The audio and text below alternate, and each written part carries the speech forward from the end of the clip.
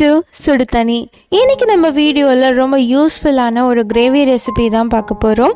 ரொம்ப ஈஸியாக செய்யக்கூடிய ஒரு பட்டாணி gravy, dhaba style matar gravy எப்படி பண்ணுறதுன்னு பார்க்கலாம். இது சப்பாத்தி, ஃபுல்கா, ரொட்டி இந்த மாதிரி எது கூட வேணாலும் சாப்பிடலாம். ரொம்பவே டேஸ்ட்டாக இருக்கும். தோசை கூட இந்த கிரேவி ரொம்பவே நல்லா இருந்துச்சு. இதோட இன்க்ரீடியன்ஸை நான் டிஸ்கிரிப்ஷன் பாக்ஸில் கொடுக்குறேன். இப்போ வாங்க சேர்ந்து சமைக்கலாம். ஃபஸ்ட்டு ஒரு கடாயில் கொஞ்சமாக சுடு தண்ணி வச்சுக்கோங்க. இதில் ஒரு வெங்காயம் சேர்த்துக்கலாம்.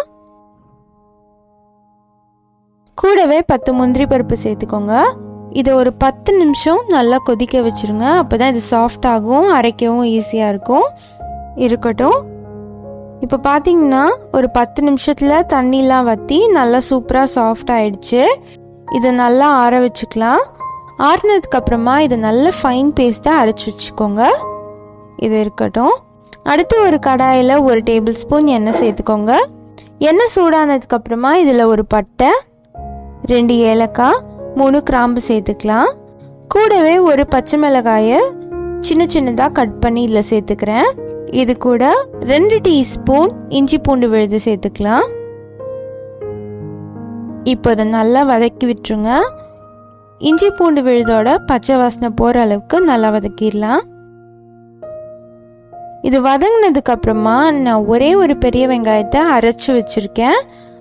அந்த அரவையும் இதில் சேர்த்துக்கிறேன். வெங்காயம் பச்சையாக இருக்கனால இது நல்லா வதக்கணும்.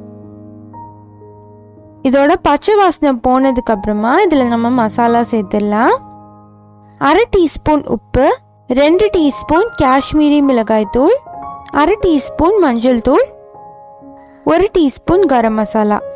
இது எல்லாத்தையும் சேர்த்துட்டு நல்லா மிக்ஸ் பண்ணிடுங்க. காஷ்மீரி மிளகாய் தூள் இல்லாட்டி சாதா மிளகாய் தூள் 1 டீஸ்பூன் சேர்த்துக்கோங்க.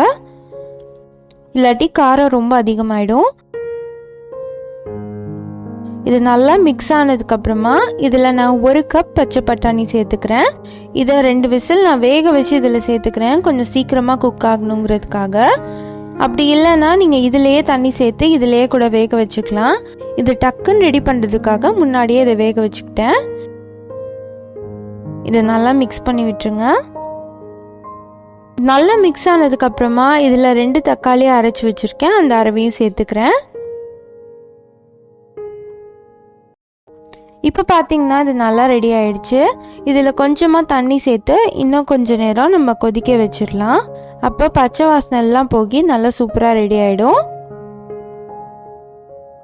இப்போ தண்ணிலாம் வற்றி நம்மளோட கிரேவி இப்போ ரெடியாக இருக்குது.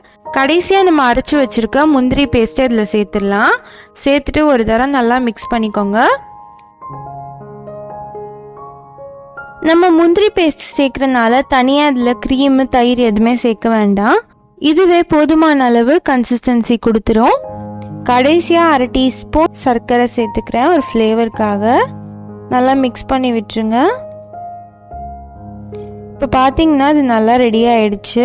நல்லா மிக்ஸ் பண்ணிவிட்டு ஒரு 5 நிமிஷம் மட்டும் இதை அடுப்பில் வச்சுட்டு இறக்கிடலாம். கடைசியாக இதில் கொஞ்சமாக கொத்தமல்லி இலை தூவி நம்ம இறக்கிடலாம். நம்மளோட தாபா ஸ்டைல் மட்டர் கிரேவி சூப்பராக ரெடி ஆயிடுச்சு.